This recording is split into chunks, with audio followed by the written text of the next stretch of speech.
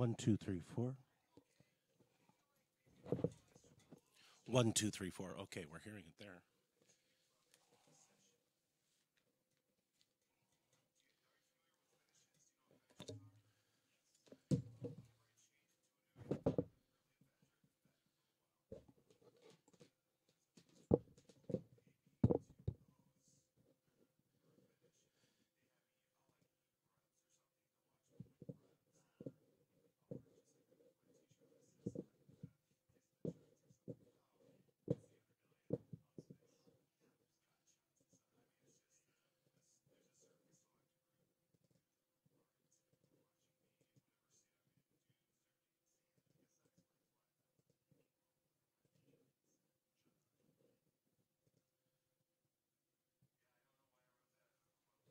One, two, three, four, four, three, two, one. It looks like we're just really low for some reason. One, two, three, four, four, three, two, one. We'll see how that goes.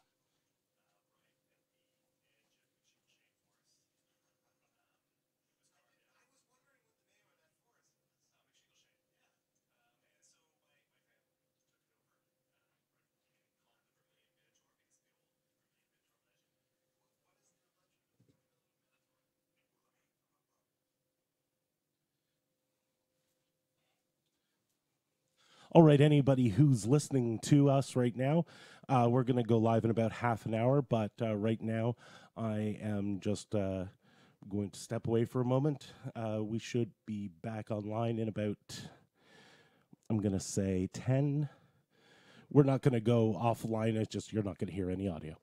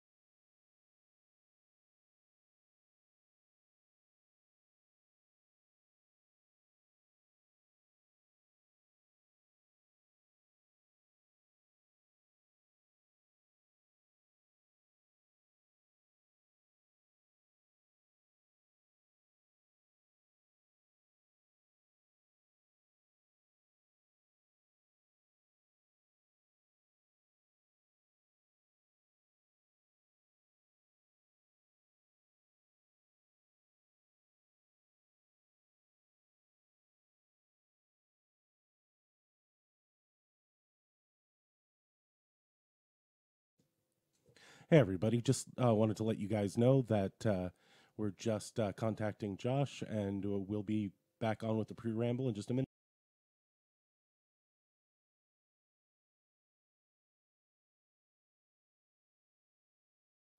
I really need to set up some kind of like on hold music for the death clock. I wonder what I have around.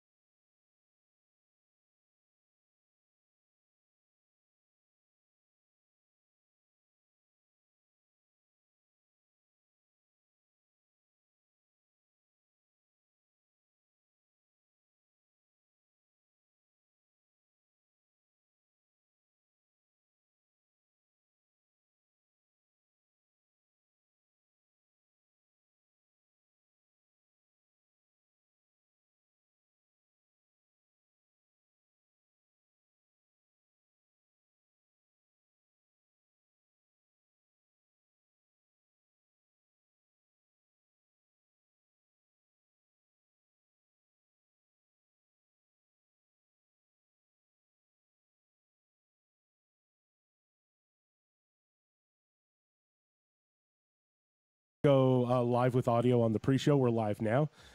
Cool. So people aren't seeing our lovely faces yet. They're just seeing the Death Clock logo. If you want to monitor chat, it's on YouTube tonight because Twitch has shit its pants. We are still broadcasting to Twitch, so if it does come back up during the cast, then we'll get it. I'm also going to record locally. There we go. So now we're streaming and recording. Perfect. Sweet. And now all I need are, I've got a guest. I've got an audience. I guess we're doing a show. But hi, everyone. It would be nice to have some co-hosts. So I'm thinking about going to the tournament on Saturday. I hear you're heading out. The one in Kingston? Yeah. Yeah, I'm making that 3-hour drive in the morning. Oh, that's gonna be fun. I'm into it. I hope you aren't planning on making the 3-hour drive back right that night. Because I am. Oh, wow, dude. The best part of Kingston tournaments is going out afterward. There's a lot of yummy places to eat and a lot of great people to spend the time with. So I would highly encourage, if you can afford the time, to crash at like Aggie's or something and just hang out and go back in the morning because it is really a good time. I was actually planning on coming out for dinner regardless. Cool. I drive like 5 hours a day anyway, so it won't be that big of a deal for me. Ah, okay. So screw co-hosts, eh, Baron? Yeah, I know. Overrated. All we need is George. Oh! I hear people walking down the stairs. Tell him to leave. It could be my wife, or it could be one of my co-hosts. We don't know yet. It is the co-host that actually told me he was going to be late. I like this. The other motherfucker still hasn't shown. No, Twitch has completely shit the bed. Oh, yeah, lights. You should turn those on. No, Twitch is just straight down. Oh, I'm kind of low. We'll get that sorted in just a second when we have somebody next to the mic. They turned me down last week because I was too loud. Motherfuckers. I'm supposed to talk? Oh, I actually get to talk now? They're saying I'm too quiet. Maybe we just need to bring Josh down to my level. Josh, can you talk for me, please? I'm talking. This is the sound of my voice. Talking. Using my talking sounds. Here they are. There we go. Boom. Is George sitting in a dark basement? Not anymore. The lights just got turned on. Now I'm sitting in quite a excessively bright basement. Josh is the only one not muted that isn't one of us three. Not even on. Check hey, 1, 2. There you go. There you go. Hey, your mic's on now. Hey, that works. That's a thing. Mics, they're a thing. I wonder where Jason is. I don't know. He's usually here before me. Well, that's why I sent the message about the pooping, because I had to drop a deuce and there was nobody here. Good to know. Things I didn't need messages about. Well, you needed a message if you were coming into the house and it's dark and there's nobody in the recording studio. True dat. I was late to the team event with my wife who was helping with the bake sale because I had to poop. There were some bad dietary decisions the night before, and that is how that went. Are we already pre-showing? Yeah, we're 10 minutes into the fucking pre-show. Oh, we apologize to everybody who couldn't find us on Twitch that isn't watching right now. Well, I went around to all of the. You went around and told everybody? Well, I said Twitch is not. I think I said something like Twitch is being twitchy tonight. Join us on YouTube. Cool. So we do have live chat. I am expected since we're in the pre-show. This is the one time we can ask this question. I'm supposed to ask about the edibles. Are we doing this now? We can. It is a good non-War Machine topic. It is a good non-War Machine. Okay, so apparently there's hilarious stories. Corey doesn't understand how portion control works at all. And shocker, right? Like that's just this unheard of concept that Corey might have some issues with those things. But so he made cookies, and he was like, I made weed cookies. Isn't that super cool? But didn't bother to tell anyone that he used 5 ounces for 2 pounds of butter. Jesus and then made a Christ. small batch of cookies. So it was like, wow, these weed cookies are really buttery. So I showed up a day after everyone else. So I show up at like almost noon on the Saturday, and 5 of the people in the cottage are just dead. They are dead. Like, Tim slept for like 20 hours or something ridiculous like that. Dang Ignac was asleep on the floor just like a vampire. When I got no pillow, no blanket, just just I corpse didn't on the hear floor. him speak until Sunday. Until Sunday. So when they're He all just talking, did not open his mouth. so we've had several WTC players that went to this event on the cast since the Yeah. event, and none of them mentioned the fact they were all like, "Yeah, we played games all weekend long. It was amazing." We did. We absolutely did. It's just we were all shadow bound. Like we 100% know what shadow bound feels like. But so Saturday those night, headphones? everybody's like trying to recover, There's and I'm an like, L on I'm the a side big tough and an guy. R I on the can eat a side in cookie. Braille. So I have half of one thinking Yeah. that's like So you can my actually version of feel- portion control. Right, and then I'm just Neat. gonna have a good time instead of getting shadow bound. And like 45 minutes into half a cookie, I'm like, well, I'm too fucking high. If I'm too fucking high, I'm at least gonna share this experience. And ate the other half of the cookie. Woke up at 3 in the morning and had a 45-minute journey to the bathroom that was like 20 feet away. Forgot my own name and felt like an absolute criminal for taking a bottle of water that was like in a package for all of us. It was, it was the worst experience of my life and the greatest. Like I think I know what heroin feels like. Really, like I think I know. You should check for Twitch chat, Jason, as well. So as, now we know. Now we have obviously all the info. YouTube is where most folks are because Twitch shit the bed. So Oh, okay. We're about 10 minutes out, everybody, and that illicit story will only ever be broadcast on this short section of Yep. the show. that all of you live viewers, you got the good shit. We've got the illicit story. Oh, and we've been given clearance to talk about the list, Oh, good. even though list Sweet. lock hasn't happened yet. Ooh, that's dangerous. Yeah, and what does Menoth hate in Convergence? So if I'm teching against you in this tournament on the 2nd, What does nobody cares? what is nobody gives a shit. I don't know if there's that anything. faction has an answer, because like, you know, the double battle engine kind of crutch kind of gets pooped on by Adraza. Yep. And if you bring a million guys, they still have dervishes, and they don't have enough significant armor to prevent that with synergy from being really relevant. So like, I also just think the fact that you give souls makes Testament into a really good job against you.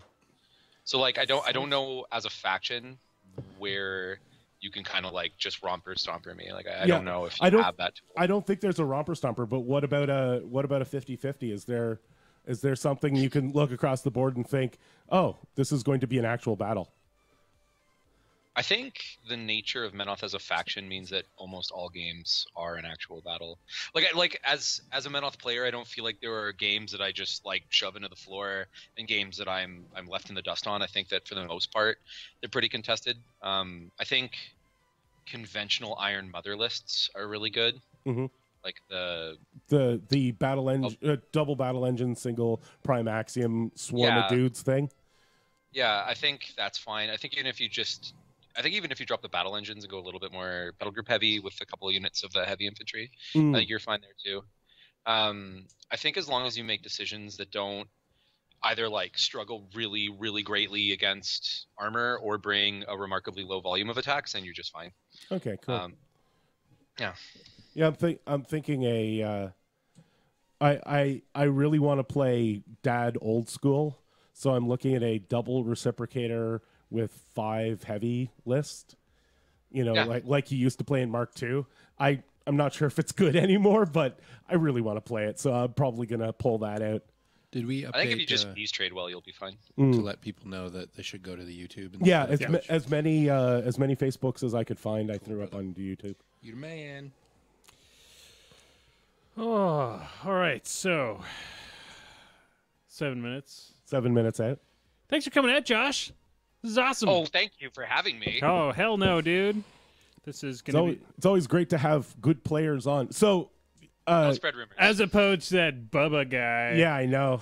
He does nothing but drink chocolate milk and talk shit. So, That's have you actual- really only been playing since Mark III? No. What? How long? Is that like a thing?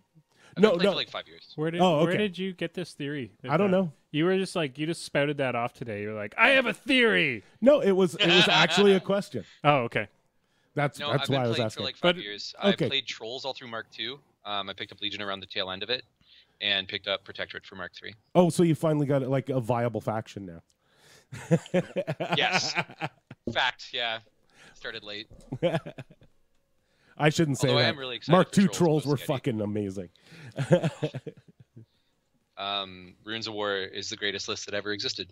I miss it so much. Jay-san, are What's you up? are you coming with me on Saturday? No. Shikaku wants to know. No, my wife will be in Nova Scotia. That's right. He So- told you. He told you this the other day. We have Yes. car seats. yeah, I don't see I a can problem. imagine. I can imagine. Strap the baby Hey, on. Doing a and tournament with play. a 2-year-old is a If- great time. If Aggie can bring the dog, you can bring the kid. I don't see a problem. You tie the dog up outside. You can't do that with the kid and not I- have the cops called. Not with Oh, that okay. attitude. No, with that attitude. Oh dear Lord. I'm not going anywhere for I the didn't next think you few would be. days. I would like to, but I leave on Monday, and we just found out that June's favorite aunt died. Oh, so that's going to be fun. Yeah, kind of crappy too. Like, so my father-in-law, like, she was in hospital, got released from hospital this morning, and my father-in-law went to go check on her because they couldn't get through to her. And Oh, and nothing. That's yeah, That's not a good day for the Veenstra clan. Yeah. So my house is kind of sad right now. no good. Yep. Best thing to do is come out and do a podcast. The best. Well, I did ask first. That's like probably that. a good idea. I like Why how are you sweatering up? What the fuck? Well, the funny part is that sweater has been here since the last Yeah, cast. Oh. this was actually so I don't forget don't about forget the it. sweater. Yeah. Oh, That so and- you don't forget it. You're not just leaving it here so that when you're cold in the basement, you can just put It's it not on. a bad idea, actually. Like we could, No, we could, June- we June- could just throw a couple of hooks on the wall. June's been reminding me about this sweater. Oh, and of course, I forgot to bring the computer. Oh, The one part we did not buy new. yep, That is, God damn it. yeah. Okay, everybody, we are 5 minutes out. Josh is joining us today. We're going to be talking about Menoth. But before we do that, it's time for the weekly check-in. I'm here. Yeah. Jason, Attendance, right? what No. what show were you binging this week? Well, I finished Game of Thrones because that just ended. Oh, I'm sorry. Yeah, me too. No, I'm sorry you had to watch that. No, it was amazing. Right? Yeah. Jesus. What else I've been watching? I watched Wonder Woman. It Oh, was The- pretty the movie? good. Yeah. Yeah, it was pretty Yeah, good. It's pretty good. Did you like the old British man who is also a Greek god? Yeah, yeah. At the end there. Yeah. Oh my God, that is so cheesy Yeah, looking. that's yeah. what else? Spoilers. Yeah, I haven't seen it yet. Who cares? It's a DC movie. Yeah, exactly. There's- Josh, what's your binge this week? My binge this week? I don't know if I have one this week. I did finish Game of Thrones. That was Amazing. a little mediocre. Ah. I don't know. I think the writing's a little lazy. Oh, and it's totally spoilers, lazy. here it is. Spoilers, I'm going to warn you or whatever.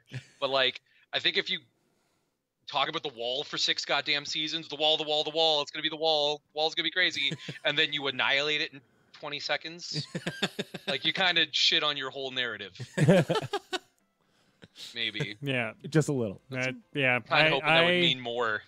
I read the books so long ago, and watching the show just is like watching a fast-forwarded version, at least the first few seasons Oh. of the books, and a lot of my favorite characters were in there, so I just was like, I'm going to wait until this is done, and about 5 years from now, I'll just watch the whole thing and be like, that was a thing.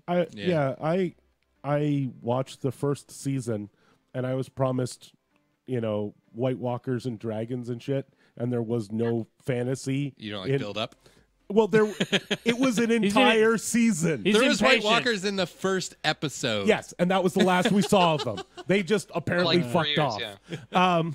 They're So- slow. They're really slow. They're I know. dead. It takes a long time. They said it takes He's a like while. your wife. Yeah, I know. That's boring. I don't have the attention Well, no, span for I'm that. out. No, my thought was I will just wait till the end Yeah. when I can watch it all, and I won't get annoyed because I know that all I have to do is power through 3 or 4 more episodes, and then next season there might be, so. Yeah, well. I think it's really funny that in season 1 everyone was like, "Ew, Jamie and Cersei, that's gross." And at the end of season 7, everyone's like, "He finally banged his aunt." Woo! Well, to be fair, they didn't know they were related. Unlike Jamie and Cersei, who very well know their brother and sister. Yeah, but you know. Yeah, I know. You're the one cheering. Am I ever? Too much information. Luckily, I will forget about all of this, and after in the 10 drugs years, kick in, after the drugs kick in, all of drugs. this will just be a blur. We're 2 minutes out.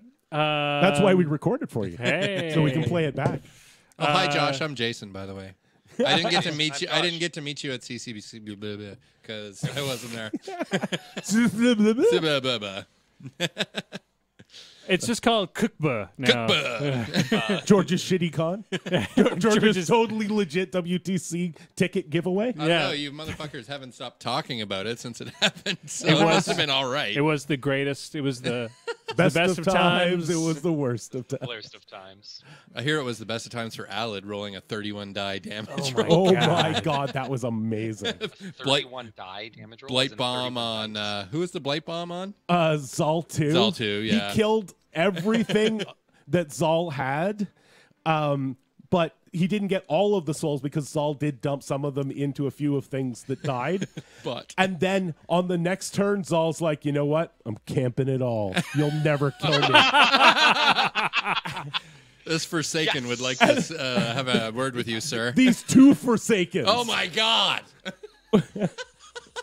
So wait, he got 2 31 die damage Well, rolls? no, I guess the one of them was 30. I hope he transferred it. No, the first one killed him. I can negate 'cause 5 of that. It doesn't. No, it doesn't matter what you transfer to when you roll 31 dice. doesn't It fucking all matter. comes back. Yeah. Wow, that is living the dream. Oh yeah. Against the soul collecting jerk caster, that is living the It dream. really is. Because that never happens ever. That somebody be like, "I'm camping it all." Well, before that, the biggest I had ever heard of was a 12. When you get on Gatsby 2 no, or 3? no, or? Menoth chick, Harvey. When you get on Harvey, you get the 12, right? Yeah. Because she's camping the 10. You're like, whoa, this is it. Yeah. Yeah, I've heard of like 15 from Gatsby 3. From Gatsby 3. Yeah. It is that time. Oh, it is. Hit the button. Oh, it's the button. Recording live from the E. Haley Memorial Studios, straight out of Almont, Ontario, it's time for This Death Clock Has 60 Minutes, your one and only weekly Warma Hordes news broadcast. It's 8 p.m. Wednesday night, the beers are cold, the news is fresh, and the death clock starts now. Good evening, everybody. Welcome to the Death Clock. This is exciting. There's music playing. Yeah, where's that music There's coming like a little from? bit of music in the background. It's a soft. There's like a soft tune. Do you That have like is a another? You must have beautiful another soft window art. open, but that's hilarious. Welcome to the Death Clock. While George figures out where the Coming from soft. your phone, George. No, coming there's soft inside music the playing. house. Coming from inside the house. Oh my Inside god. the house. Sorry about that. Well, we have a few weirdnesses that have happened this evening. One, Twitch is down, so thank you for everybody for switching over to our YouTube stream, which is probably where everybody should be going anyway. Yeah, in the exactly. near future, because Twitch is twitchy. Twitchy? Yeah. So we have an exciting evening tonight. We have my good friend Josh Bates, who you're the owner of a game store out in I want to say, is it Barrie, Ontario? That's correct. Which is That is where a true. large portion of my family is from. So I'm pretty excited about that. Josh and I had an awesome game, semifinals game at the CCBB a couple of weeks ago. And as Josh and I are talking, I'm like, dude, I've never had you on the show. Why not? And he's like, because you never asked. And then he cried a tear. Just that one single tear that rolled down his cheek. And then he beat me in the game. So I'm like, it'll never happen, bitch. Get out. And then George asked him to be on the show. So yeah, because anybody that's who true. beats Exactly anybody who beats Will or Jason automatically gets in. Jesus, that's everybody. That's Yeah, yeah. You have no Holy idea shit. how hard Good it is news. to keep up on the invites. Guest Good news, list. Ottawa Meta. You're all allowed You're on all the invited. show. Goddamn. So what we thought we'd do is, because Josh is going to the WTC with Menoth, he's an amazing Menoth player.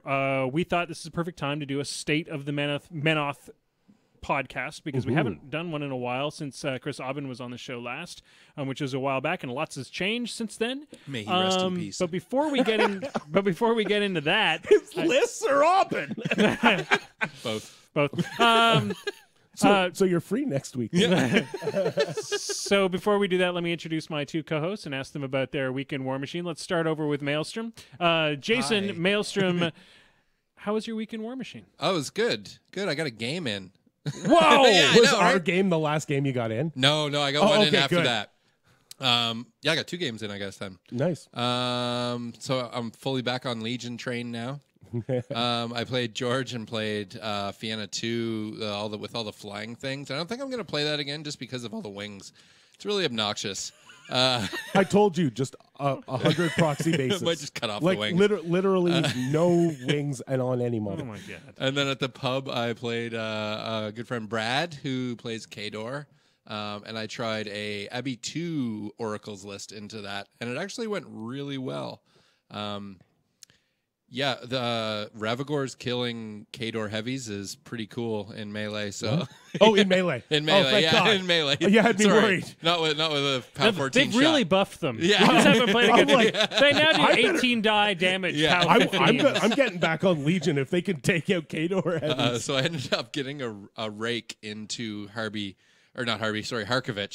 and I spiked some crucial dice rolls and just straight up killed Harkovich with a rake, which neither of us expected to happen.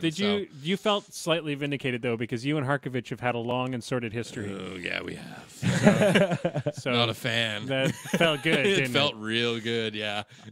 Going over to George, how was your week in War Machine? Well, I went to the Plague House and played a game. God! And so I have been sick the rest of this week, and I've been moving my office. So Ooh, I've only Jesus. gotten in the one game against Jason. I pulled out a weird ass Lucant list. Yeah, I think it was a weird list. Yeah, Yeah. Well, but it was bricky as shit. Like Yeah, that was, yeah. I was testing out how many regular old heavies, no prime axioms or anything, just how many heavies can I get in one Lucant list? And It the was answer enough. is a lot. I think it was 6 or 7. yeah. But when you have that flying circus coming at you, it's good. It's really good. But in Jason, in true Jason form, he's never going to play it because. Oh no, it's a good list. Yeah, it's a good list. I'd rather list. play shit out of theme. Yeah, I and- really would. No. to be fair, he doesn't want to play boring ass lists that win all the time. Oh, That's right. Oh, He wants to oh. challenge himself. Pretty much. He wants to make sure that he's growing as a player at That's all right. times. It's good news that he never gets grumpy when he loses badly too. Ever. I'm gonna go over to Josh. Josh, tell us about some of the cool games you've been getting in this week. Well, we had the WTC fundraiser this last weekend where I played way more Protectorate mirrors than I thought was possible in an individual event. I think I got in 2, which Wow. is odd. We had those. I managed to play a game against another player who's escaping me, and I'm sorry. I'm so sorry. And I think that's it right now. That event ate up, I think, all of my gaming time for the week. It was really fun. What was it? Was it Mark? Because Mark's in the chat. One of the Protectorate mirrors was Mark. We did the Edraza Vindictus game, which is a weird one. My Edraza list had 4 Devouts too, so like it was just a strange game to play. That one was super fun. Ended up kind of being defined by synergy on his turn from defensive strikes. Weapon Master spam running into a bunch of Mat 7 things progressively getting better is really funny when half of a unit dies before one of them makes their charge attack. So my only thing, I got in one game. I got in a great game with a player from downtown Ottawa, Jesse, who he and a whole bunch of guys came to the pub. But to preface that, we had a really cool conversation this week. Jason and I and Chris Aubin, we were talking about how our games at the pub we weren't really enjoying. And Aubin had said, well, basically I'd skipped a couple trips to the pub just because I was not really in the mood. And we were like, what's going on? And then we realized that we've all been in the tank. Well, at least the two of us, the 3 of us have been kind of in the tank on our games. Yeah. And we came up with a kind of a solution, which is we're going to start playing games as if we're working together to kind of coach, to coach. So we're playing much more open games. And so Jesse, I said that to Jesse, like I was like, hey man, I really want to play like a really open game. So if I have any secret tech, I'm going to tell you about it. If I have anything up my sleeve, I'm going to tell you about it before, so that you don't just make a dumb mistake and walk into my cunning little trap just because you don't know my cards, etc. And he was like, that's awesome. I'd love to play that game. And we had probably one of the most fun games I've played in a long, long time. And I got to finally win on scenario. And if anybody knows anything about me in SR 2017, I have been beaten on scenario about 80 times. And or just if I try to play the scenario, I'm like, I'm going to go for a scenario, and then I die. To some reason. So here's a hint: you don't always have to control it with your caster. No, other things can control the zones. These things I understand. I don't have an issue with that. The problem was the scenarios were so dynamic, and I was never really great at playing scenarios before. And two of us. So now that they're even more dynamic, I lose on them fairly easily because I just have trouble dealing with all the different things, especially when you're trying to move 800 dredges at the same time. So yeah, it was great, and I managed to win on scenario, which I feel pretty golden about, and I didn't clock myself, which... you were doing really good on clock. Jesse, who was playing same list pretty much that I was, actually. Flying Monkey's list, no, it was an Abbey 2. Right. Abbey 2 with all the Ravagors list, that one was. I walked by and he was down to like 6 minutes on clock, and you were at 29. I was like, what the fuck is going on? Yeah, and it was like turn 4. This wasn't turn 4 or 5. It wasn't even that. I was like shit. But the funny if I can't clock him, I'm going to lose. That's the only way I've got to beat him. Good news. Well, the funny thing is, I think it comes down to it comes down to the Ravagors throwing Scathers out at dredges. It burns so much time because you're like, I hit 10 dredges. And I roll one tough dies. roll tough roll. It's just like one dies, and then you have to come up with a whole new plan, so you're in the tick. Anyway, that was my game, and let's get started on tonight's topics. Let's start with the news. Of course, we have the 12 Days of Christmas. Yep, and I just want to throw it out to anybody in the chat. If you guys have questions, obviously you can ask Josh directly, but if you want them to be answered in an audio form, just put it in the chat, and Jason will check for you. Okay, so we have the CID, which we, hashtag fake rules. Hashtag fake rules. CID has hit for the 12 Days of Christmas, which is the 12, basically a new thing for each faction.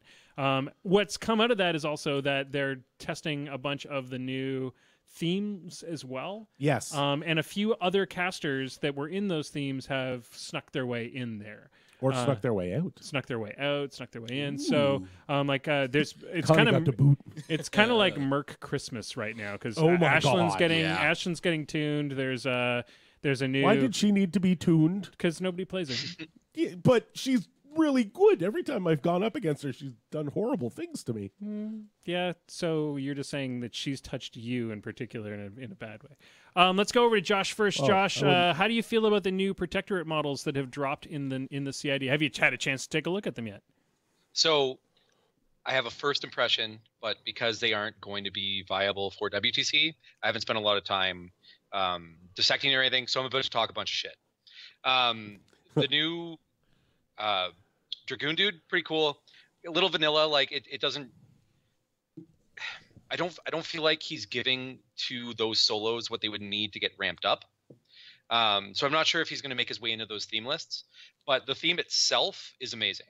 I think the theme is exactly what a lot of Protectorate players have been looking for on the resurgence of the double Idrian lists. I think finally getting Punch Monks into a theme is a really, really big deal.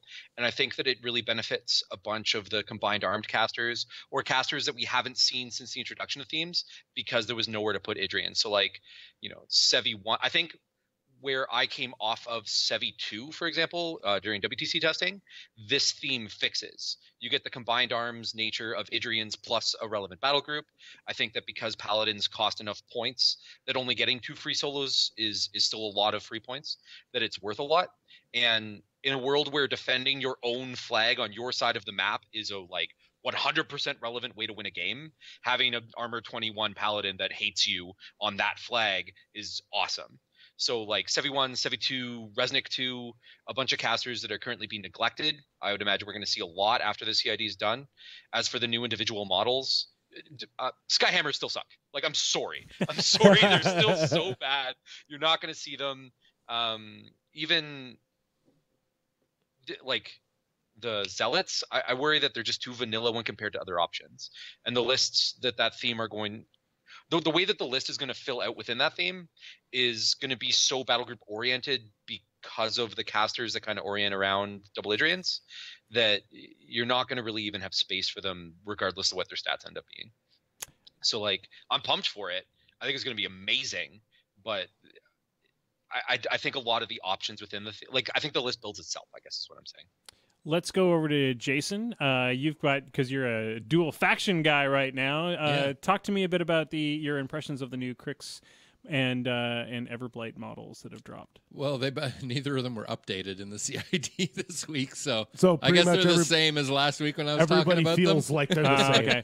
Yeah, so we've got some exciting things with the new theme. I'm pretty stoked at the idea of Kane 3. They changed the theme now that we can take 2 units from either Protectorate or Signar, and that's really kind of exciting. Gaston is still kind of meh. He has trouble charging up his souls as far as the testing has gone so far, so people aren't super impressed by him. But I will say that that theme, being able to take 2 units of mage gunners from Signar, and take 2 units of Thorn Gun mages, and take the solo, and they all get sniper, means that you can drop 20. I can't remember the exact math, but it adds up to close to 20 single point damage, just like without even thinking about it. So most of it at 14 inches. What you need to do is find yourself a backlash somewhere. So you can just kill casters. Yeah, well, it'll be interesting to see what happens with that, because as Jason pointed out, even with the math skewed a little bit, it deals with Ghost Fleet deals with Dark Host incredibly well. Because you just wipe away 2 units around. And that's all. That's all there is. Yeah, exactly. That's the entire That's army. it. And because Kane's got ways to drop mage sight, so even anything that's out of they range, ignore tough, it's bullshit. So we'll see how that works out. But yeah, Gaston is Ashland's. It looks more interesting, but I need some time to look at her and test her before I give any judgment as to whether she's awesome now. Connie B's out. She got kicked out of the theme. Yeah, I think everybody's really hoping she gets her own. Yeah, I think they'll do whether she gets her own theme or her own CID. Okay, George, you're a new caster. A new caster. You got a new caster. How do you feel about it? I like him. He's got a lot of neat stuff, and they keep making him, I would say, more effective. Not necessarily better, because I think he does need a little tweaking up before he's sort of equal to the other ones. They increased his command range this week, which makes Avenging Force way better, because Avenging Force is it's sort of like Tantrum if you've played against Child, but it's within command. No, Child's command is 5, which makes it a real pain in the ass to get it to proc, whereas Orion's 10. Oh, that's better. So you've basically got this 20-inch swath across the board. Cool. So Orion, is he like a control caster, G, or is he an infantry supporter? He's supposed to be a ranged caster. Okay. But they call him the Eminent Configurator, which one of the new things that they've done in the dev talk is really interesting. So currently, even in the CID, he's Mat 5, Rat 6. Okay. So that's straight up the highest rat of any convergence caster. Yeah. But they're thinking of doing something even more interesting. They're thinking of making him Mat 5, Rat 5. But at the beginning of his turn, he can choose to add +2 to either his Mat or Rat. Ooh, that's amazing. Convergence, that's that is ridiculous. So good. Yeah. So everything go up, Rat 7. Yeah. Well, so here's the thing. It's even better than that. So I take a combined arms group of jacks. So turn 1, I put it on Rat. I run everybody. All of my ranged jacks shoot. Then I activate Orion, flip over to melee, and then my melee guys charge it. Oh, Jesus. Sounds pretty cool. It gives a really neat thing, and then they just added on some things that should have been on his card before. Repairable, because he's a convergence caster, and Pathfinder, because he's a floaty convergence caster. The question I have is, when do we see the first Goatsy version of him. That's the Goatsy Orion. Immediately. Yeah, there'll be a Goatsy Orion. I'm going to need your help because mine is going to be the fisherman Orion. I'm going to make him a little hat, and then with his arms out, I'm going to give him fish. It was this big, you know. All right. Last but not least, they did tease at the Merc Pirate theme, and the world went meh. And the world went. So we don't really need to talk about that too much because it's a tease. First off, I think it is not on par with any of the other themes. That's all I'm gonna. I can't it's like a. Okay, so my solos are a little bit better. We'll see. Do you think Mercs will get another one in September? I think that's one they'll get. We'll get the pirate theme. We'll get the generalist, the general theme. That's whatever that's called, and then the Lely's theme. So we're still thinking that covers everybody. We're still thinking 5 to 7 for main factions, and then 2 to 3 for secondary factions. Let's hope so. Right. That's our prediction. Let's hope so. All right, ladies and gentlemen, we're going to move on from the news because we've got lots more things to talk about. And I'd like to let Josh get a word in edgewise from us chatty bastards eventually. So it's time for the roundtable. And, of course, the roundtable this week, as announced, we're going to talk about Menoth. Hopefully some of the folks from the Menoth Facebook page have joined us tonight. If you have questions or comments, just put them in the chat. Jason will make sure that they get passed along. And if you have questions for Josh, we'll just keep moving around the table and get those questions out there. Yep. So, Josh, let's talk a bit about your history with Menoth and basically why do we bring you on the show? What is it that you're doing with Menoth right now, and why are you excited about that as a faction? So I'm excited about Menoth as a faction because I like to play big stompy robots and bash people in with heavies. And I think Adraza is the best example of smashing someone in with a heavy in the game right now. He outthreats most other Jack Bricks or Beast Bricks.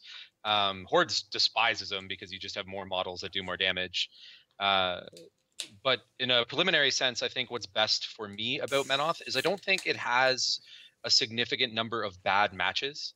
I think it shaves off like the top and the bottom of its matches and just gets a bunch of neutral ground games where you will lose if you're worse than your opponent and you will win if you're better than them. So you kind of trade those like, well, I can't beat X, but I'll stomp on Y all day long in exchange for just having a lot of really good, fair games. On top of that, you get a pretty huge Dark Horse factor as well, because I think there's like 4 of us in the world playing it right now. Like, I don't know if there's a less represented faction than Menoth, except for like Minions maybe, and Rask sees a lot of play, so it's hard to say it. And I think the faction's unexplored. I think that there are a lot of really interesting options within the faction and a lot of really strong builds that are especially really good given the way the game is moving right now, that people aren't even talking about or aware of. And I think that's really exciting. So let's go right into where does Menoth stand right now in the grand scheme of things. You said it's an unplayed, it's not a loved faction, which is funny for us because one of our meta, which is like basically one of the 5 of us plays Menoth, so I feel like I face it all the time. Enough Adraza in the face. We have met all the Idrians. Yes. Yeah. We understand I have where that bare-chested guy is giving synergy to the everything. Hand of Fate and every fucking thing else. I have been touched Hand in many. of fated Adrians can just suck it. The funny part is I can take Idrians and I never take them, and I really should take them because they're amazeballs. But yeah, I've been touched in many a bad place by Idrians. Oh my god! And I've killed many. I've turned a lot of Idrians into drudges. That makes me happy. That's true. So tell me a bit about where does Menoth stand right now as a faction, and you can talk a bit about where you think it needs to go, that kind of stuff. If you think Hand of Fated Indrians are bad, you should see Hand of Fated Cleansers. Firstly, they're the best thing ever. I think Menoth is probably like dead center just by nature of not having good or bad matchups, right? Like, you probably just stomp on Circle and Legion all day long because their models cost too much. But outside of that, you can play into Haley 2, you can play into Nemo 3, you can play into Vlad Rockets. There's none of those things that just hard push you out of the game. That being said, you don't just poop on any of those things. So it's hard for me to think that we're anywhere other than dead center, with the sole exception that I think we have the best Ghost Fleet solution there is. Not only does it beat Ghost Fleet, and once again, this is maybe like a 60-40 in the favor of this list, but it's one of very few lists engineered to beat Ghost Fleet that don't just lose to Dark Host or lose to Coven or lose to whatever that off list is. You never find yourself in that position where you're just borrowing from Peter to lose to Paul. So I think that's something that really probably brings us over that median mark, in that list is something that really needs to be beaten and taken seriously if you're going to succeed at any local steamroller. George, question? Yeah. So you've chosen 2 casters to go to WTC. Do you think those are the best casters, or what would you say are the sort of best in faction? If I'm starting out, what should I be aspiring to play? I think in a general sense, Edraza is probably the best caster in faction, like in a vacuum. I think it's essential to a pairing. It's probably our best generalist caster in the sense that it asks a really hard question. It's super hard to deal with, and there are a slim selection of lists that push it out of a match. There's very few things that leave you feeling like you couldn't play him. I always joke too, like it's such a hard question that I'll always joke that I spend 5 minutes on my turn, like doing what I need to do, and then 20 minutes on your turn looking at cat pictures on my phone, because there's just so much you have to figure out to diffuse what I've put in front of you. So if you like, easy tournaments where your opponent's always down on clock, Edraza is really good. And after that, the question becomes a little bit more complicated. I think the Testament list we're going to get to in a bit is the best list in the faction. But I think your off list can be anything from Krios 1 to Sevi 2 to Testament or High Reclaimer, Vindictus even, depending on what your local meta is and what it is that you need to answer. I think it's really, really dependent on that sort of thing. When all of your casters are kind of like in the same median power level, like we don't have a feat that's bananas anymore. It's really hard to point at bests. So it's almost just what you want to play, and that's something I really like about it. Thyra's dope. Like there's nothing you can't play. Jason, what's going on the boards? What's the 911? The 411. I'm hip. Wow. You're white and old. I know. Over it. We're just chatting. Oh, okay, fair. So we've danced around it a bit. Yeah. So let's talk about the Testament. The list that made... Well, so to preface this is how Josh and I became friends. It went like this. I went, I'm going to play Mercs, and he looked at my list, he goes, crap, these are actually really... this is actually going to be difficult. And I was like... He obviously didn't know who you were. You don't know who I am. He's like, well, you're in the top 8, so... And I'm like, yeah, that's because of luck. And I chose to drop my sort of happy place list, which is my Cephalix list, and I love it. And he was like, oh, shit. And then Orr and Bubba sit down at the edge of the table, and they both cross arms like, this is going to be the game to watch. And I'm like, no, it's, no pressure, right? Let's see if basically I'm about to give away a Tuppa 2 assassination, so that'll be cool to watch, I suppose. But anyway, so what was interesting is I had never seen this list before. Josh, you're sort of the flag bearer for this list, and it's something you were keeping kind of secret before the WTC because, of course, the list lock is coming up. But you've decided to grace us all with the information. We appreciate that. Hopefully, all those WTC players don't get all like, "What did you do, Josh? You messed it up for everybody." Tell us a bit about tell me a bit about that list and what makes it so incredibly ball busting. So. The list is Testament of Menoth in the Exemplar Interdiction tier, or theme. Look at how modern I am. With triple knights, 2 of them having UAs, double errants, both with UAs, 2 Revengers, the Arc Nodes, and a Devout, and then some support models, free solos, acquire, that sort of thing. The list is... It feels like a lot of those spam infantry weapon master lists right now, with the sole exception that it's lacking the anchor piece, like a Victor or a Stormwaller, that sort of thing. Where it becomes a really ball busting situation is between a rack, his base focus of 6, and his soul collection. The 8th model you kill each turn is the first model you've killed each turn. Ooh. Which, if you have a low volume of attacks, can be enough to end a game right there. Like, just Raise the Dead as a spell is so bonkers. One of the issues the theme bears is its a lack of absence to Pathfinder, and the fact that all of the models, if you don't attack them, don't have Pathfinder.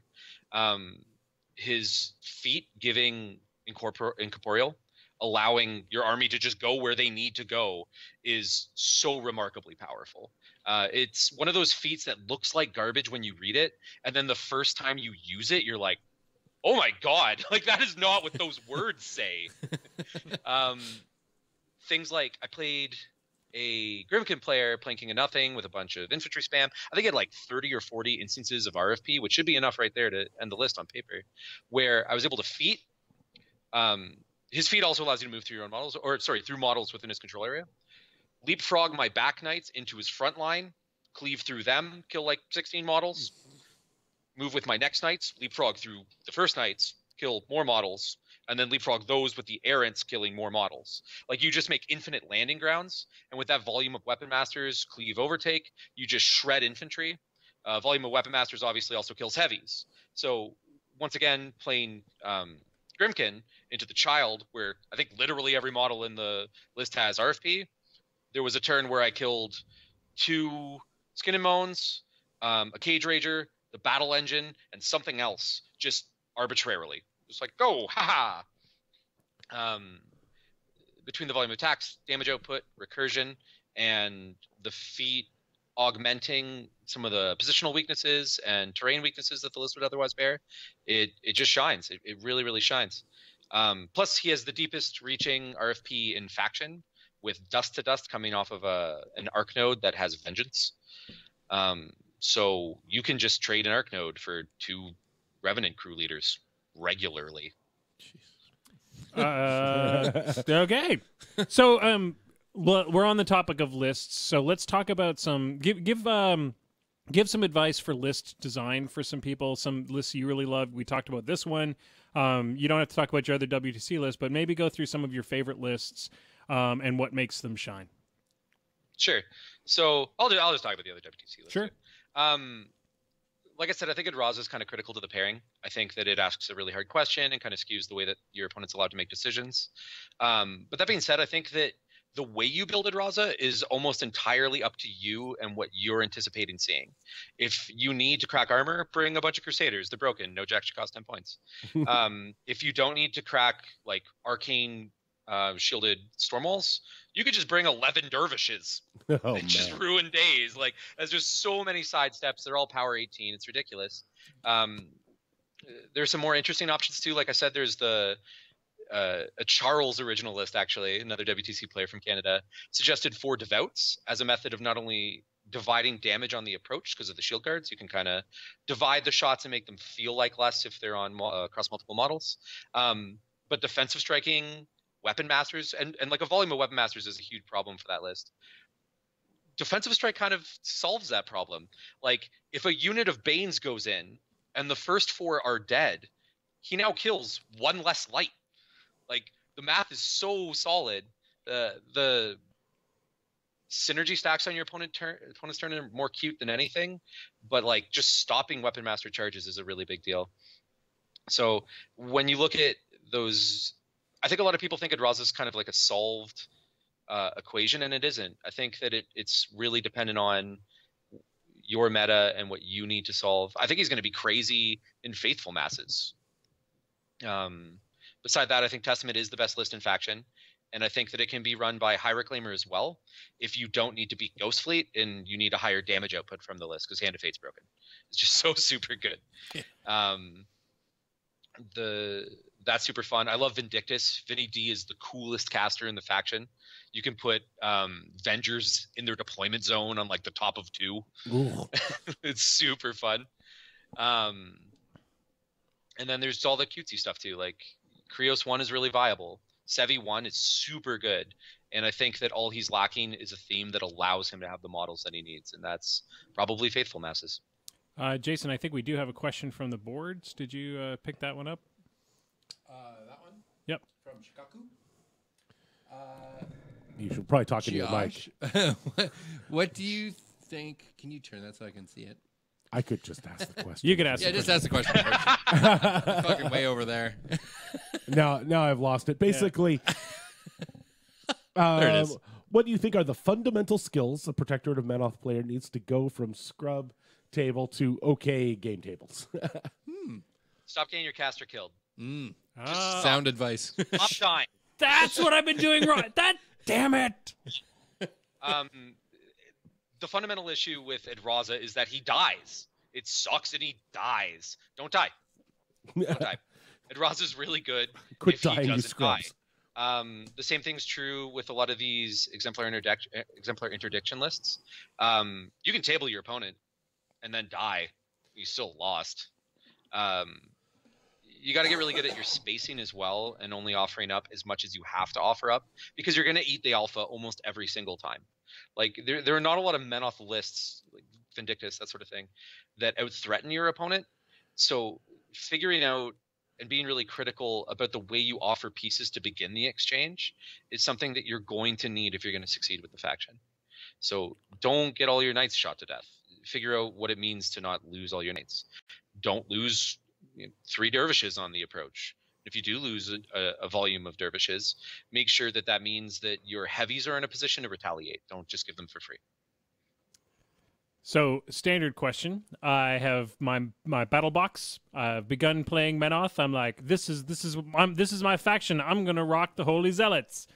What are the next purchases? What are the must-have things that you need to play to be able to play most lists? Can we take the choir off the table, because it's always the choir? Well, choir's going to be selling out a lot lately because they now can play in other factions. So just throwing that out there. So yeah, let's pretend that you already own the choir, because you need to start there. I had to Google what's the battle box, so just look at this. Well, you need a caster, because it's this one's Durst. with Malachus. Oh, Malachus, sorry. I'd recommend starting somewhere else. I don't think Malachus is a good representation of the faction as a whole. You have a Cascader, you got some lights. I think Edraza and a bunch of heavies is probably a good place to start. The list is super duper fun to play, and like I said, there's a bunch of different variations you can go with. You can play a bunch of dervishes or devouts or a bunch of crusaders. You can go into faithful masses with time. This has, I can't remember the name of it off the top of my head, but the flamethrower light. We screwed around with a list that had 6 of those, because now your threat range is extended, and when they close, you're still a synergy caster and you kill everything. So I think that's probably a good place to start. The truth of the faction, I think, is that the lists are really varied. So if you're going to start somewhere that you're going to find fun. Like Malachus isn't a good example. The battle box is probably not the right place to start. Sorry. What about the old battle box? Is with the Kreos? One? Yeah, that's Kreos 1. Here we go. So Kreos 1, get a bunch of Redeemers. They're super fun. That list is really fun. You can consider getting a junior to be more focus efficient. You definitely need racks. I think that's almost goes as without saying as the choir. And then maybe you want Idrians, maybe you want heavy kits for the Reckoners, that sort of thing. I think after September, and the clock stopped. The Revelator's coming. That's probably an early purchase at this point. Yeah. Well, you mentioned it earlier that Menoth is generally going to have to take the alpha. Do you consider them sort of a catcher's mitt faction? Like, do you always have to say, I'm just going to take it on the chest. I'm not going to be able to get that alpha. And it's just about learning how to take the punch? Or should we be looking for something where the else? punch goes? Oh, okay. I think especially with the 2017 scenarios and how critical pressuring them is, you can establish yourself on the board in a way that forces your opponent to commit into you. I think that if you're playing double Idrians, for example, you can threaten their critical solos without offering too many models. If they're ranged heavy, the Diggin's really critical, and you can kind of force some decisions they may not otherwise want to make. The same thing's true with Edraza. You can just get behind the zones, show your opponent that he must defend all zones. And if he doesn't, you will score from safety and force him into some kind of a threat range. I think that's what makes the Legion and the Circle matches so hard, is at some point they have to give you a model or you score 2 and deny them points. And if the model's 17 points, that sucks. So yeah. You're probably going to get hit first, but I think you're going to get hit first in the way you anticipated and the way you chose. And I think that's one of my favorite things about the faction, honestly. Anything going on over there, Jason? Any excitement? Nope. Tim is just boarding his flight to go to the Nova Open. That bastard. Tell him you better buy his tickets to get the irregulars, I mean. Yeah. So the next question we have for you is the dark side of Menoth. What in the faction right now needs tweaking and why? What in Menoth needs tweaking? What do you look at when you're building a list and you're just like, Nope. God, I wish this was better like this, or I wish this guy was 1 point cheaper than I'd always put him in?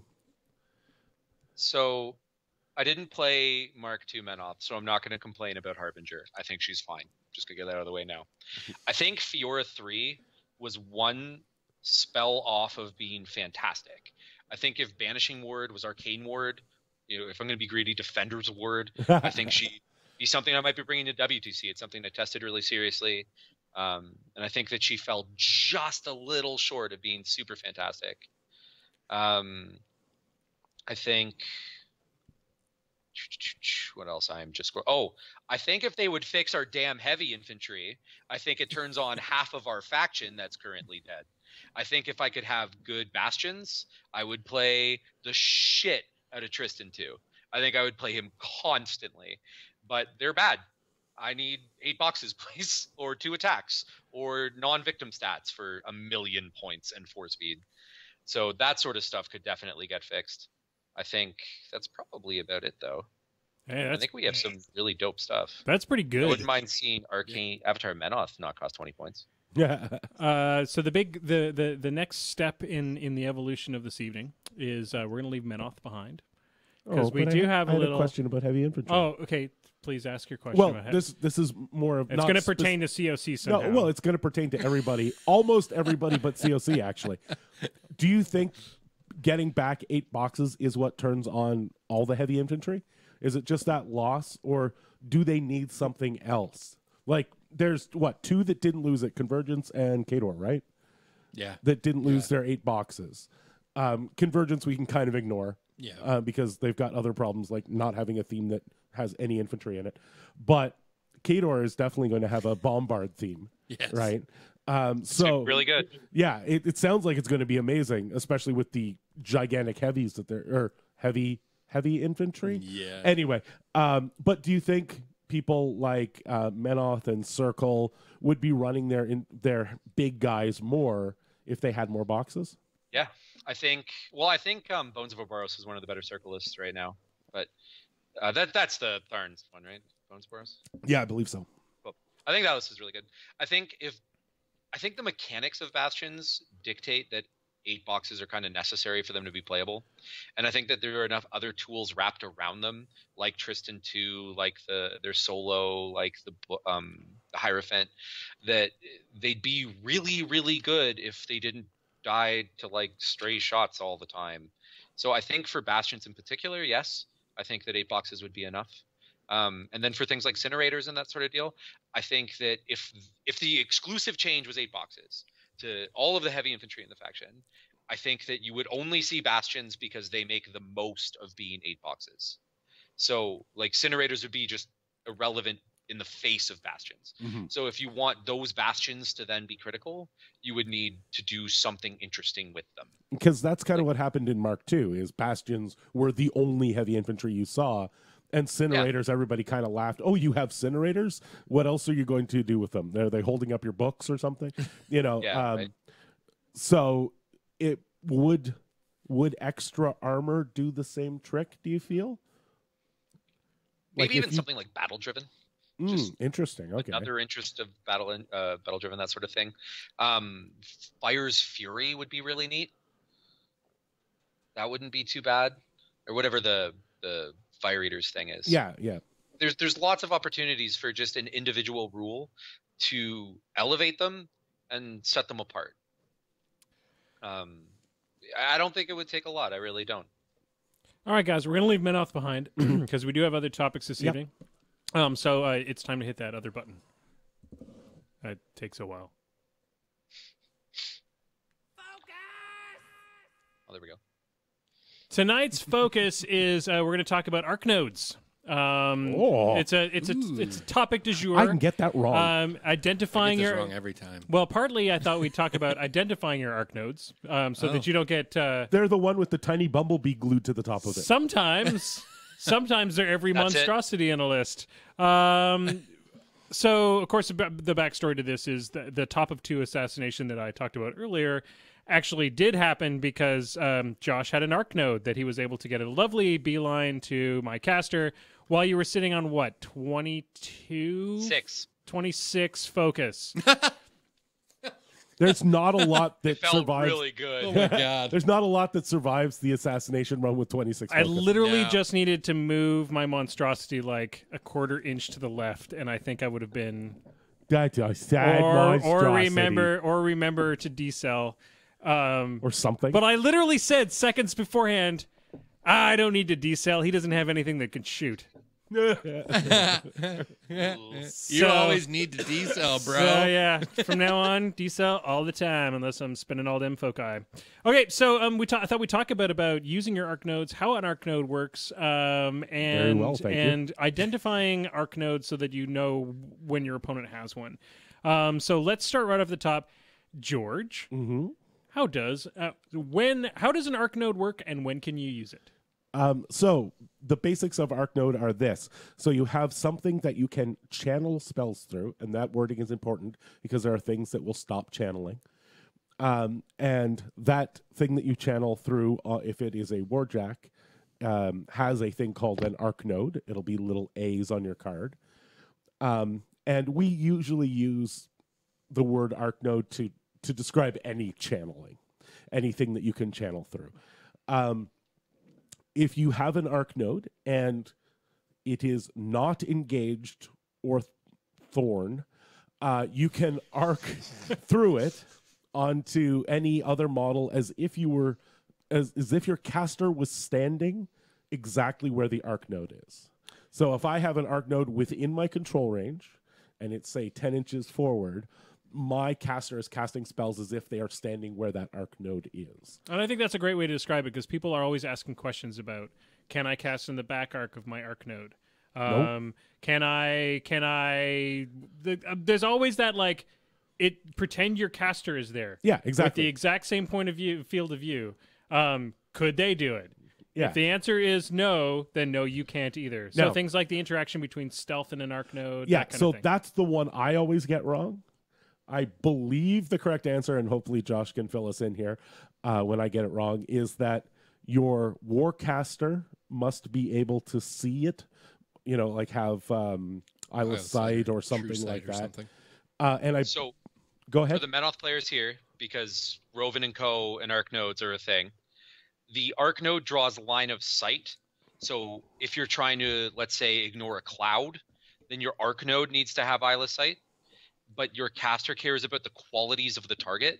So your caster needs to have eyeless sight to ignore stealth. Got it. Okay, so that's a really good thing to know. Yeah. So for purposes of line of sight, it has to be the arc node, and for purposes of features on the card, on abilities or attributes on the card, it has to be the Warcaster. So if it's a factor on the caster, your caster needs the factor. Okay, so we have a stealth Bane. Bane Denny. behind a cloud. Yeah, so Denny is standing behind a cloud, and we want to arc onto her. We need our arc node to be able to see through that cloud somehow, and then we need our Warcaster to be able to ignore the stealth on Denny. That's a mighty fine set of circumstances there, sir. Yep. Sounds like something you're going to be doing a lot, I think. So let's talk about some easily identifiable arc nodes. Yes. So if you're playing against Signar or Menoth, they almost always have a little bumblebee on their head. Yeah, look like it depends on how they're painted, so it's often hard to tell because Yeah. they might be gray, the color of the model, but it'll look like they're wearing a tiny little hat. Yeah, and about 10% of people have put it on the wrong jack in the battle box. So you got to watch for that.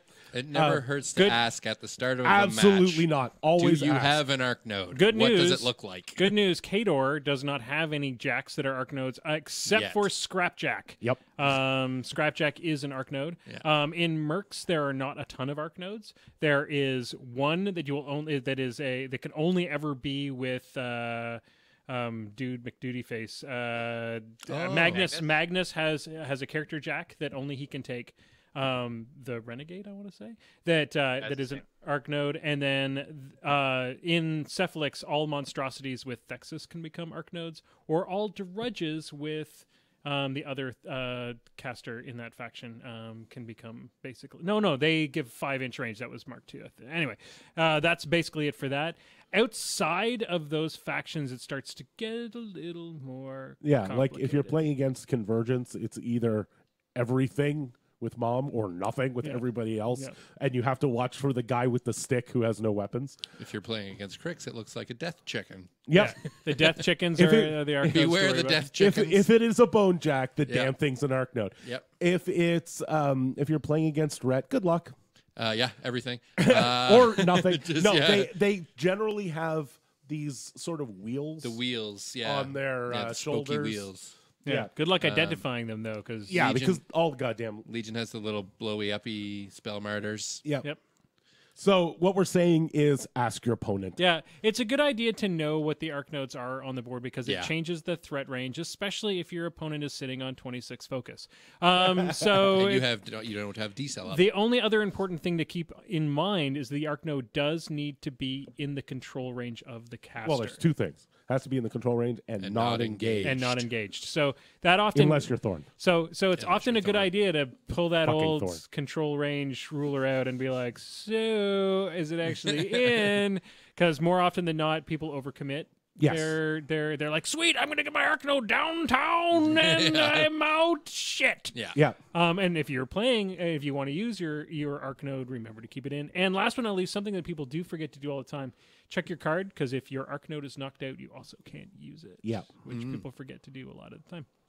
I think that's it for focus for this evening, which leaves us 10 minutes, ladies and gentlemen. 10 minutes? 10 minutes. What could we possibly do with 10 minutes, I Will? think we might try. The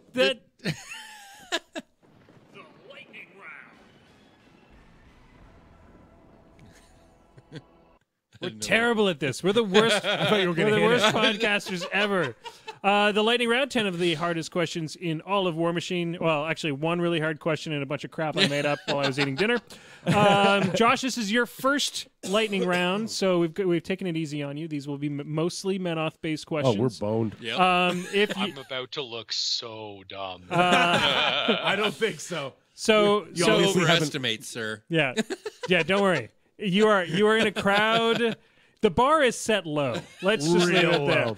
So I think I got 2 last week. yeah, something like that. So the way that this works, of course, ladies and gentlemen, is Will tries to find the right little piece of paper. I try to find the right little piece of paper, which is in here. I gotta hide it from them, otherwise they cheat. No, they don't. You just need to buzz in, Josh. For those people, yep, you got it. For those people watching at home, you try to answer the question in the chat as fast as possible, and Jason tries to declare a winner. I try.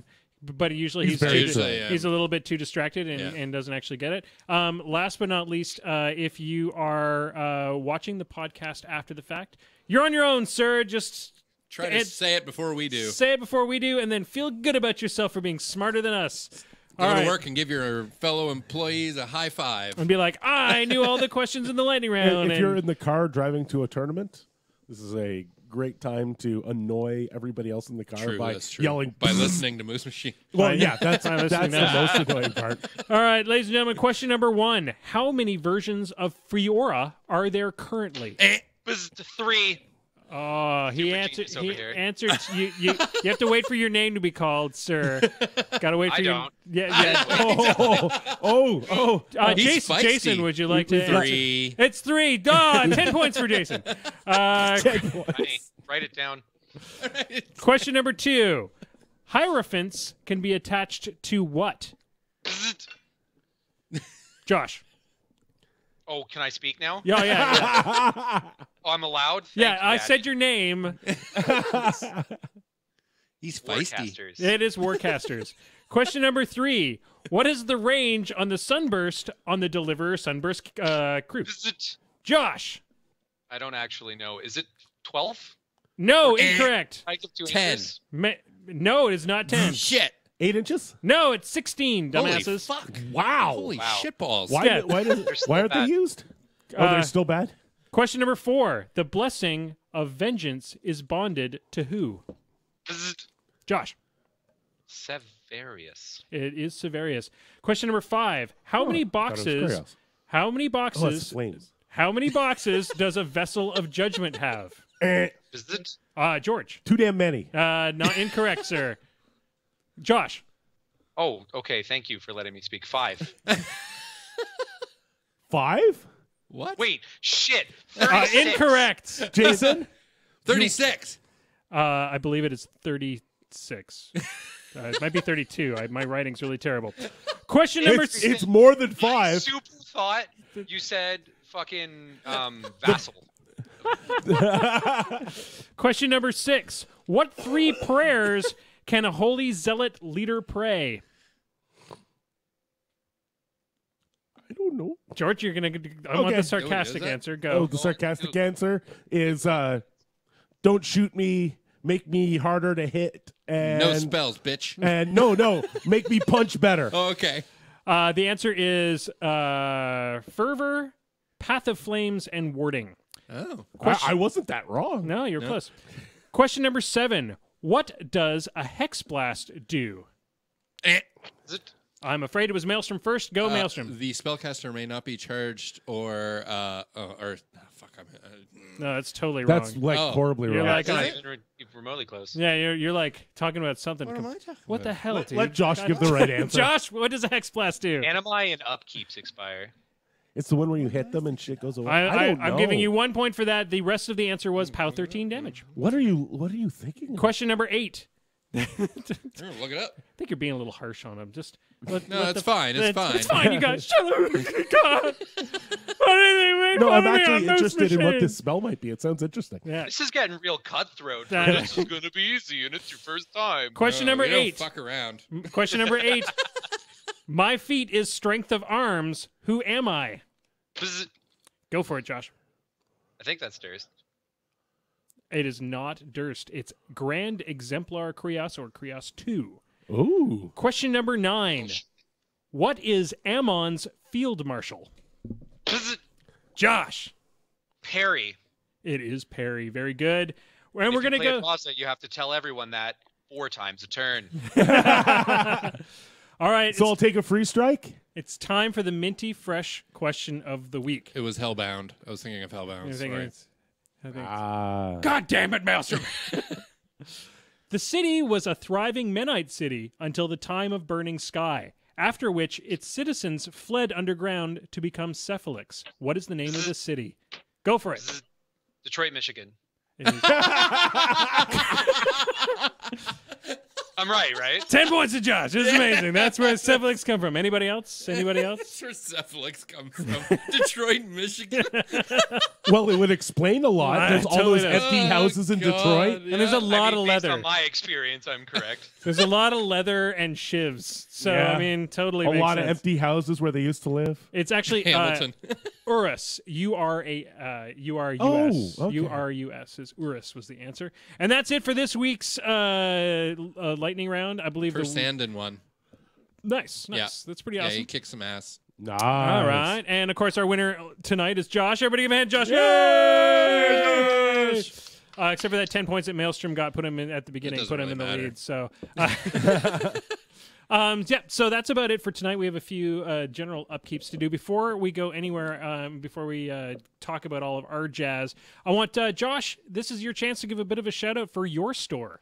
Tell us a bit about OMG Games. OMG Games is available to you in Barrie, Ontario. We do pre-orders of both Magic the Gathering as well as War Machine. We're primarily a Magic store. If you're looking to trade in your Magic, some old cards you have that have been just kicking around for War Machine armies, or pick up some new singles, we're there for you. We're also available at omggames.ca. And is it advantageous to be a store owner and be practicing for the WTC? Are you able to get more games in than the average human? When I'm also an electrician, and I'm currently practicing within the trade. But when I was operating my store, I would play between 3 and 5 games a day, 5 or 6 days a week. Nice. So, yeah, I got in a lot of games. while I was Live the behind counter. dream. Can we do that? I want to do that. So I would be remiss if I didn't hand it over to Maelstrom to tell us about the Fraser things of the day. Tell us The about Fraser things. I don't know if there is a Troll Blood Scrum tonight. Fraser did not message me. with Twitch down. So let's just assume maybe. Yep. I think maybe it's safe. Make sure you guys are reporting your games to wmhbattlereporter.com. All them stats. That way you can just go and look and see who's super kicking ass right now. We like them yummy stats. We do.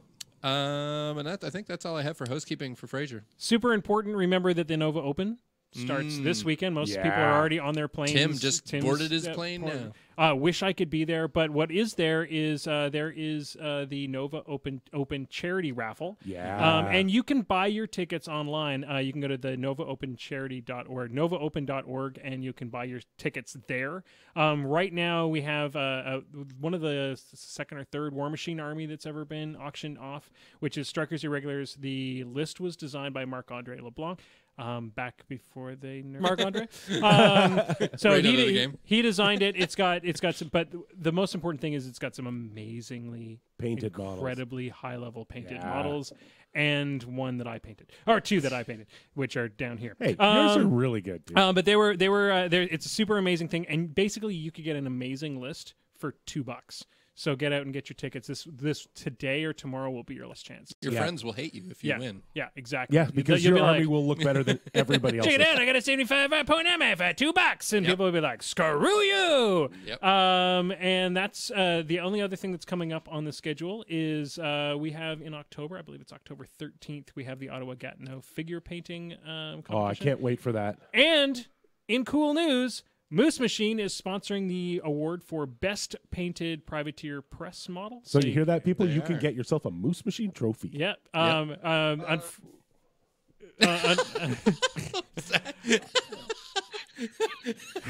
It's like a fart over there.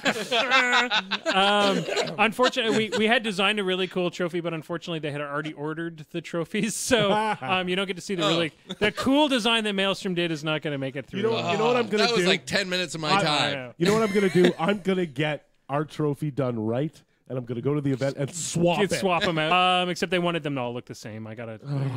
Jean was on top of it. So there's that. Tell us about some of the events coming up in the Ottawa area, George. Well, I will do Aggie's job for her and pimp the second.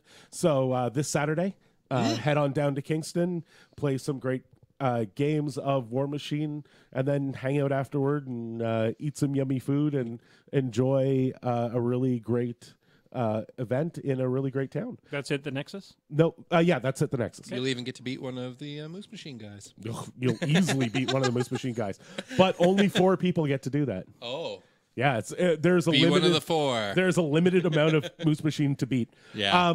And then the next weekend, September 9th, is the first of the Out of the Box series. Oh yes, yes.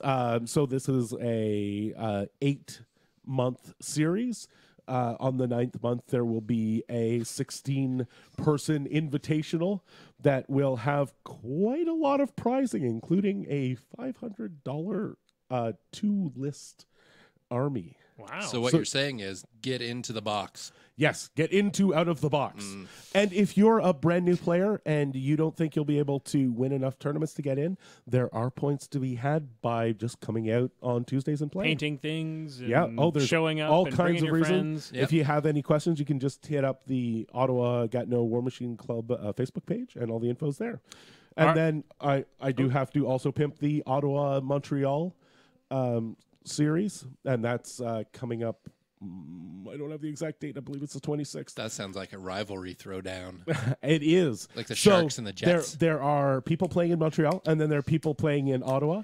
And the top people from both sides will be playing in a final tournament against each other. So it will be really interesting to see who the best player from 2 metas is. All right, just to round things off, I got to thank the people that make this whole show possible.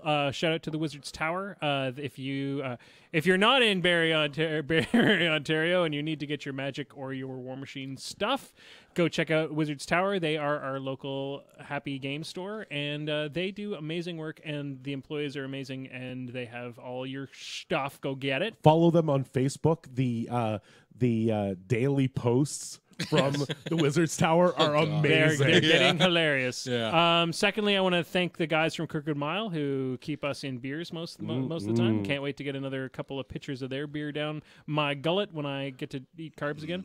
And last but not least, we would not be in any of your ear holes if it weren't for the guys from Muse on Minis. Muse on Minis makes the best tokens out there as far as we're concerned. Go get yourself some tokens. And check out their new 3D printed terrain. Oh. If you play Infinity, buy the whole table. It is amazing. If you play War Machine, watch out on the website because there's some stuff coming. Ooh, sweet.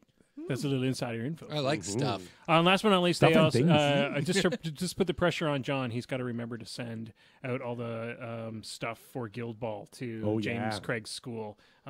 He forgot. I think it's been a busy year. It has. I think, did we cover everything? I think we did. Anything? God, so many things. It's almost Josh, thanks so much for coming out, man. It was awesome. Thanks, Josh. Thank you very much for having me.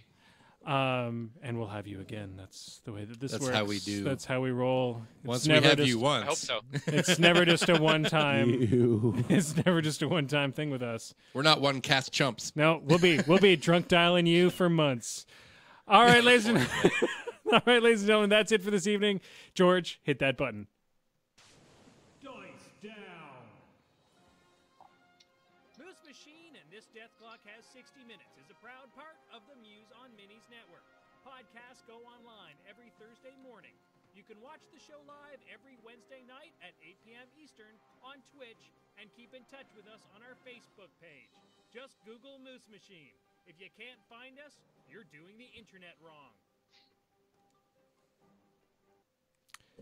And we're out. We Well, are. not really. Real we're- talk, I had a really hard time finding you on the internet. Really? If you look up Moose Machine on YouTube, it's like, did you want 6,000 things that half fill that criteria? I know. Yeah. Super annoying. Yeah. And we finally got /C/Moose Machine. Like if you go to YouTube Nice. /C/Moose Machine, we finally got that. The one that people keep getting for us is like an indie band made by a couple of high school people called Moose Machine. Yeah, they're terrible. Oh my god. They're on SoundCloud too. Are they? Yeah. Because That's- There's no collaborative effort coming between the high school band kids and you guys. because we don't even have getting Moose to bed Machine. together. We don't even have Moose Machine on SoundCloud. We're No, it's Oos Machine. Moose Machine, yeah. We have to find them and kill them. Let's do the moves. Jesus. No, that was awesome, dude. Thank you so much. Thanks, Josh. Yeah. like way above and beyond. Anytime. Yeah, well, Thank you, guys. Don't say that because we'll take you up on it. All right, guys. I think Please that's do. it. I That's enjoy this a lot. perfect.